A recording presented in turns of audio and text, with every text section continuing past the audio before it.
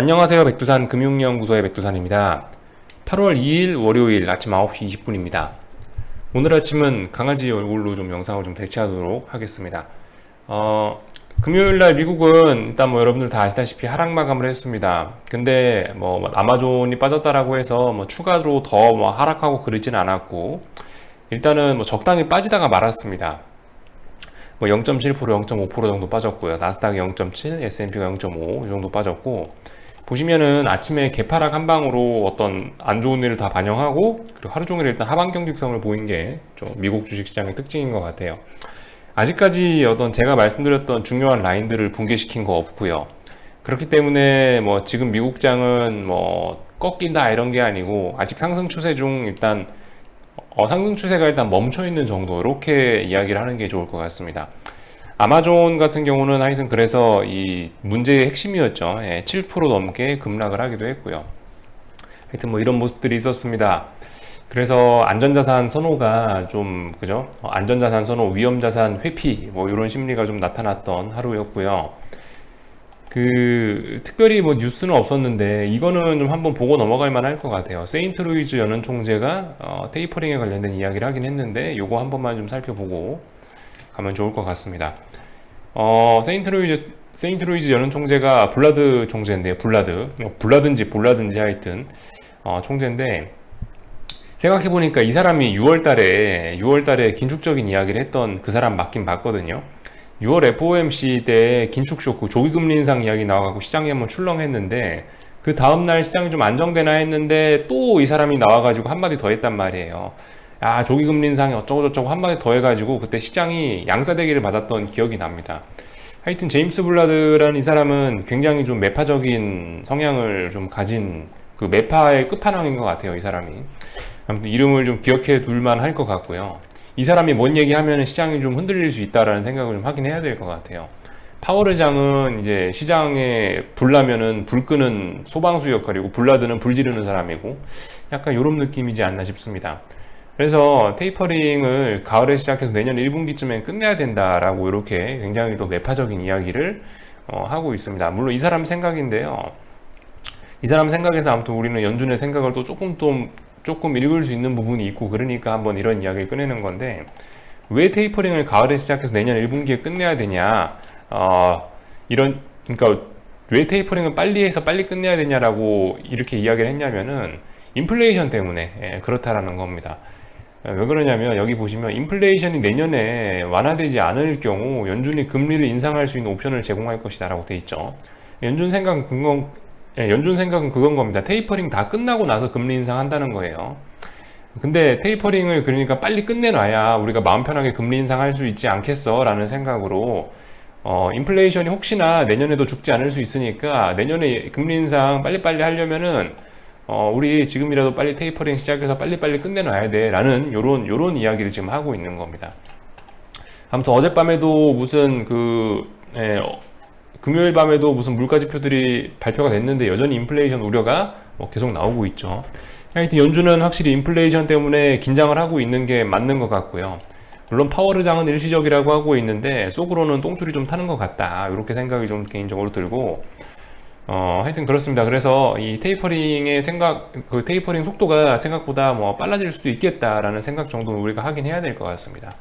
빠르면은 가을, 아니면 하여튼 올해, 빠르면 올해도 시작을 할 수 있다고 많은 사람들이 보긴 보는 것 같은데, 이 테이퍼링을 올해 겨울부터 한다라고 생각하면은 생각해 보세요. 지금 얼마 안 남았어요. 지금 8월입니다. 이제 드디어 8월이니까 8월 한 달, 9월 한 달, 10월 한 달, 하여튼 올해 해봐야 3개월, 4개월 남았기 때문에 지금쯤이면 그죠. 이 테이퍼링 첫 테이퍼링까지 올해 테이퍼링 시작한다고 하면 얼마 안 남은 거라고요.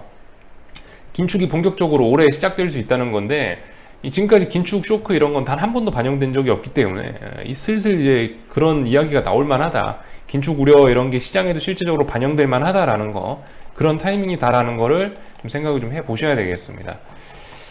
그래서 이래저래 지금 위험 자산들은 조금 좀 조심하셔야 되는 게 맞는 것 같고요. 물론 이제 이 와중에 이제 어떤 확신이 있으신 분들은 주식에 대한 확신이 있으신 분들은 이번에 긴축 이야기를 하면서 시장이 흔들린다면 그때를 매수의 기회로 삼을 수도 있겠지만 개인적으로는 그렇게 간단한 조정으로 끝나지는 않을 것 같다는 생각이 들고 주식이 너무 비싸서 하여튼 뭐 이런 이야기 정도 계속 드렸으니까 이제 이런 이야기는 그만하고요. 하여튼 그래서 뭐 다른 그림 좀 살펴보도록 하겠습니다. 어젯밤 그래서 안전자산 쪽으로 좀 돈이 쏠렸으니까 달러는 또 올랐고요. 근데 아직까지 뭐 알 수는 없습니다. 일단 달러의 조정이 멈추긴 멈췄는데 여기서 또 음봉 나오면 소용없죠. 일단 여기서 한번 멈춰 있다라는 거. 아무튼 그 추세 전환을 시도하고 있다라는 점 계속 보시면 될 것 같습니다. 92.5를 넘어갔다 돌파했다가 붕괴시켰다 돌파했다 붕괴시켰다 계속 그러고 있네요. 하여튼 뭐 넘어가려는 과정 중에 와 있는 것 같습니다. 그렇게 해서 진행 중이고 뭐 미국 금리 같은 경우 일단 계속 우하향 추세로 어떻게 일단 잘 가고 있고요. 여기 어디서 힘 모으고 있는 듯한 무너지면은 많이 가겠죠. 또 아래쪽으로. 지금 왜냐면은 이 고점이 낮아지는 속도들이 계속 가팔라지고 있기 때문에 이번에 여기까지밖에 반등이 안 나온다면 그죠? 그렇기 때문에 아래쪽으로 굉장히 많이 내려갈 수 있을 겁니다. 이런 점들 어쨌든 계속 금리는 아래로 떨어지고 있다는 점 보실 수가 있을 것 같고 미국 주식시장은 어쨌든 아직까지 상승이 멈춘 정도다. 중요한 라인을 깨진 않았다. 중요한 라인 이 정도 말씀드렸는데 여기 깨지를 않았다라는 거 S&P고요. 나스닥 같은 경우도 뭐 중요한 자리 깨지 않았다. 오히려 중요한 자리를 중요한 자리를 지지해서 일단은 버티는 모습이 나타났다라는 거 보실 수가 있겠습니다. 그 와중에 어쨌든 시장의 이 변동성 지수는 계속 죽지 않고 이런 식으로 이제 슬슬 살아나려고 하고 있기 때문에 아무튼 시장이 지금 움직이는 게 뭐 그렇게 뭐 녹록하지는 않다. 계속 맘 편하게 상승을 바라보기는 조금 좀 그렇다. 여기 아직 힘을 좀 많이 모으고 있다. 숏 세력들이 힘을 좀 많이 모으고 있다. 좀 뭐라고 해야 되나 도끼를 좀 품었다. 뭐 이런 식으로 좀 볼 수가 있을까요? 하여튼 뭐 이런 모습들이 일단 나오고 있는 상황입니다. 미국 시장 그래서 특별히 드릴 말씀은 없고 하여튼 미국 시장 같은 경우는 만약에 숏배팅을 하시고 싶다라고 하신다면은 여기를 못 넘는다라는 거를 기준으로 해서 예측 삼아서 한 번 정도는 해볼 수 있긴 있겠는데 솔직히 아직까지 미국 시장 숏은 아닌 것 같습니다. 여유롭게 이거 붕괴시키고 나서 들어가는 게 제일 좋지 않을까라는 생각이고요. 혹시나 한번 해보실 분들은 이거 못 넘으면 어쨌든 박스권이니까 글쎄요 지금 미국장 박스권으로 보고 대응해도 괜찮지 않을까라는 생각이긴 한데 어떻게 될지 모르겠습니다. 일단 여기 고점 여기 저점 이런 식으로 놓고 일단 뭐 박스 정도 대응하면 괜찮지 않을까라는 생각이긴 한데 워낙 강해서 요 정도 이야기 드렸고 나스닥도 그래요. 나스닥도 한번 뭐 자신 있으신 분들은 박스권이다 생각하고 한번 대응해 보시면 어떨까라는 생각 정도. 근데 아직까지 아무튼 쇼 타이밍은 좀 아닌 것 같다. 확실히 붕괴시키고 여 위에서 힘 정리가 깔끔하게 끝나고 나서 들어가는 게 그나마 우리 마음이 좀 편하지 않을까라는 생각입니다. 그래서 뭐 요 정도 이야기를 일단은 드렸고요. 사실 밤에 미국이 하락하긴 했는데 주말 내내 좀 어쨌든 숏을 보는 사람 입장에서 마음이 별로 편하지는 않더라고요. 왠지 또 뒤통수 맞을 것 같더라고요. 그랬더니 역시나 이렇게 갭상승 출발을 시킵니다. 한국장이 금요일날 좀 많이 빠지긴 했잖아요. 그죠? 금요일날 좀 많이 빠지긴 했으니까 왠지 이 코스피를 미국의 하락, 뭐 아마존 실적이 선반영됐다 이러면서 월요일날 상승 마감시키지 않을까라는 생각을 했는데 결과적으로 아무튼 이렇게 갭상승 출발을 시켰단 말이죠. 역시나 뭐 그렇습니다. 요즘에 하여튼 뭐 미국이 하락했다고 한국이 하락하는 것도 아니고 미국이 상승했다고 한국이 꼭 상승하는 것도 아니고 완전 각계전투로 가고 있는 것 같아요. 그러니까 우리는 미국이 어떻게 됐다라고 해서 이 한국이 어떨 거라는 기대를 가지는 것 자체가 지금 아예 좀 별로 좋지는 않은 것 같아요. 보니까.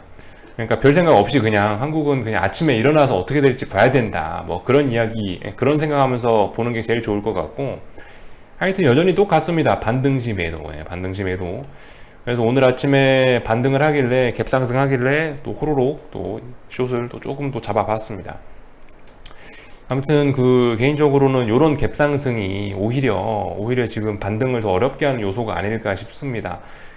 사실 개인적으로는 이제 오늘 같은 날 막 개파락을 막 세게 하면서 막 폭락하는 게 더 저 개인적으로는 숏을 보는 입장에서는 안 좋을 거다라는 생각을 하긴 했거든요. 근데 오히려 갭상승을 해줘서 좀 다행이다라는 생각도 좀 하고 있고 그래요. 뭐 말씀드렸다시피 어제 이 금요일날 나왔던 이 음봉이 상당히 의미가 있는 음봉이지 않습니까? 뭐 구름대도 붕괴시킨 음봉이기도 하고 뭐 121선을 붕괴시킨 음봉이기도 하고 그만큼 중요한 지지선들을 깬 의미 있는 음봉인데 그렇기 때문에 여기서 이 음봉 하나 확인했다고 계속 시세가 막 계속 폭락으로 이어져 버리면은 그죠. 오히려 어떤 오히려 뭐라고 할까, 이런 표현 계속 드리죠. 뭐 약한 불로 해야 된다.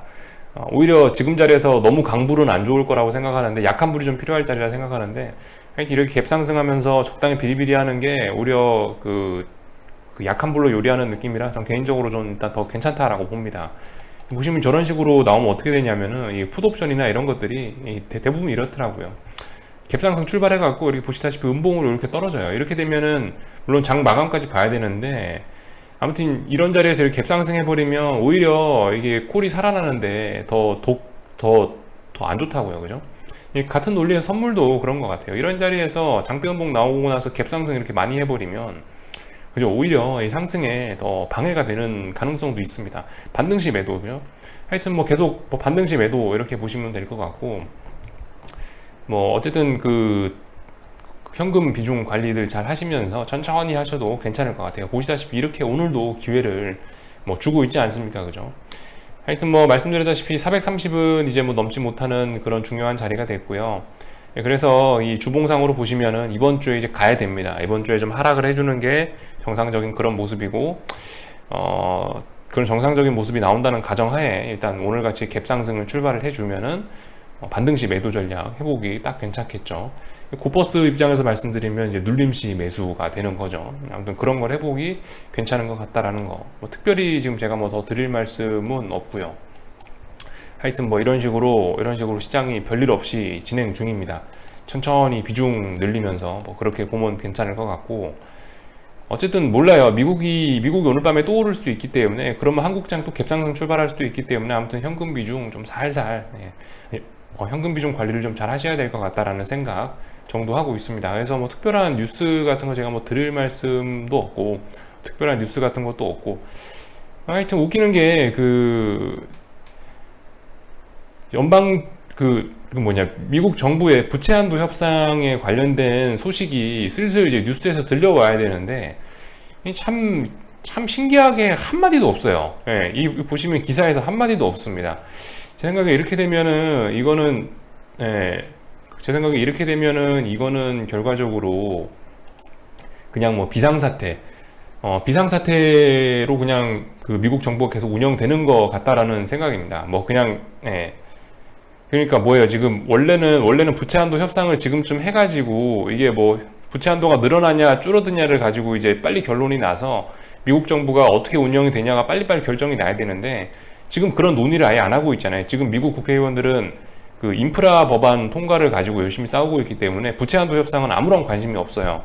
지금 사실 그래서 언론들도 이 부분에 관해서 집중을 안 하는 것 같고, 그래서 아무튼 그래도 시간이 되면은 돈은 떨어지기 마련이거든요. 정부 예산은 더 이상 어느 정도 이제 시간이 지나고 나면 더 이상 채권을 발행할 수 없는 그런 상황이 오는데, 미국 정부가요. 그러면은 미국 정부는 비상사태, 그러니까 쉽게 말하면 컴퓨터로 치면 안전모드 뭐 이런 걸로 아무튼 좀 비정상적인 정부 운영을 하게 된단 말입니다. 그죠? 그게 아마 이제 조만간 시작일 거예요. 어쩌면 벌써 시작됐을 수도 있고. 어쨌든 당장 이런 식으로라도 이 정부가 운영이 되니까 당장 시장에 큰 충격은 없을지 모르는데, 말씀드렸다시피 이런 부분이 어떤 뭐라고 해야 될까요? 좀 당뇨병처럼 그렇게 시장의 상방을 제한하는 재료로서 활동을 할 수 있거든요. 그렇기 때문에 아무튼 이런 이슈가 진행이 되고 있다는 것. 지금 미국 정부가 정상적으로 굴러가지는 않을 수도 있다라는 가능성을 일단 좀 생각을 해놔야 될 것 같습니다. 뭐 언론에서 한마디 말이 없어가지고요. 하여튼 그래요. 그 이슈를 잊으시면 안 되고. 그래서 하여튼 기사를 보니까 사실상 10월 달에 부채 한도 협상을 해야 되는 거 뭐 이런 식으로 써놓긴 써놨는데요. 아무튼 뭐 10월 달 전에는 어쨌든 뭐 결론이 나긴 나겠죠. 그 전까지는 계속 당뇨병처럼 이게 어느 정도 좀 상방을 제한하는 재료가 되지 않겠냐. 사실상 그러니까 10월, 11월 올해 겨울 때까지는 그러니까 시장 상방을 제한할 만한 요소들이 지금 굉장히 많은 겁니다. 그죠? 이 어떤 재정 정책, 방금 말씀드렸던 부채 한도 협상에 관련된 불확실성도 있는 거고, 또 그리고 연준에서 일부 위원들이 좀 테이퍼링 오래 중에 할 수 있다는 이야기도 할 수 있고 이러니까, 아무튼 그죠, 이제 몇 개월 안 남은 거예요. 그런 재정 정책이나 통화 정책 이슈들이 몇 개월 안 남았으니까 뭐 이래저래 좀 상방은 제한적이다라는 생각을 갖고 뭐 반등시 매도 전략 써보는 게 하여튼 좋지 않냐, 요런 이야기 정도 드렸습니다. 여기까지 하겠습니다. 궁금한 거 리플 남겨주시고요. 또 오늘 저녁에 뵙도록 하겠습니다.